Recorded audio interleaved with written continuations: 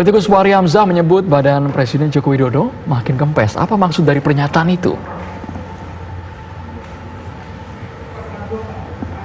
Beberapa media online memberitakan ucapan Wakil Ketua Umum Partai Gelora Fahri Hamzah tersebut. Fahri yang dapat gelar penghargaan dari istana itu mengomentari berat badan Presiden Joko Widodo. Hal itu ia sampaikan kala berbincang di acara Draft Talk Detik.com kemarin.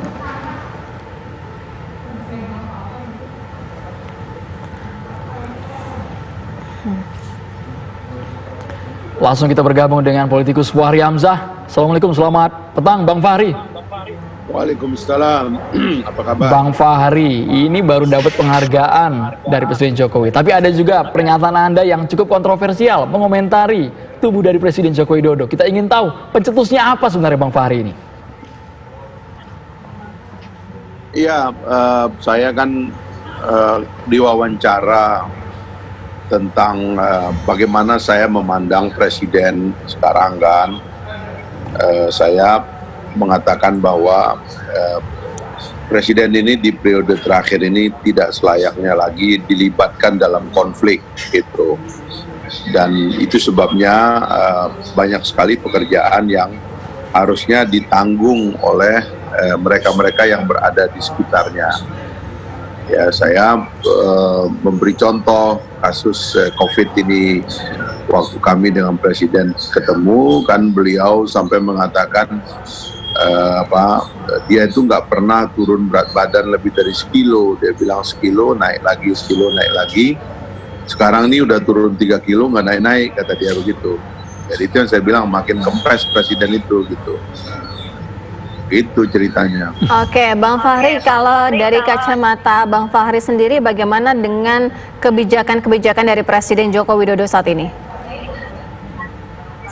Ya, saya ingin memberikan payung kepada periode terakhir Presiden, sebab seharusnya Presiden ini punya legasi yang paling besar sekarang di tengah COVID dan sebagainya itu.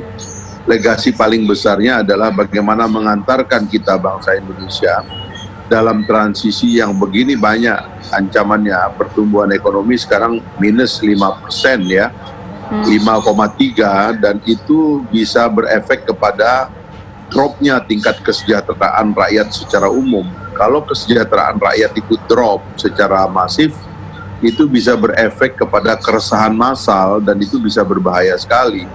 Saya tidak terlalu mengkhawatirkan, saya bilang sama Presiden waktu itu, tidak mengkhawatirkan orang-orang di daerah-daerah, sebab pada dasarnya akses mereka kepada sumber daya alam itu cukup baik. Tetapi yang kita khawatirkan itu orang-orang miskin perkotaan yang bisa menjadi sangat terganggu oleh situasi ini. Nah, kan kita nggak boleh membiarkan transisi kita kacau karena ada mismanagement akibat krisis yang datang ini gitu. Karena krisis ini kan krisis yang melanda dunia, bukan cuma melanda Indonesia. Nah, saya membayangkan harusnya ada cara baru mengelola transisi ini, dan karena itulah kami akan selalu menawarkan pikiran-pikiran baru bahwa sesungguhnya justru dalam krisis seperti ini kita bisa menemukan jalan keluar yang lebih baik. Bahkan ini bisa menjadi momen awal bagi kebangkitan Indonesia ke depan. Optimisme harus dikembangkan, jalan pikiran dan jalan keluar bagi krisis ini harus ditemukan gitu. Nah, jadi tadi Presiden mengatakan menghargai perbedaan pendapat dan sebagainya. Ini juga sinyal kepada semua orang yang terlalu gemar mengkriminalisasi pikiran orang. Tolong hentikanlah itu. Ya, Presidennya terbuka, katanya mau menerima kritik ya.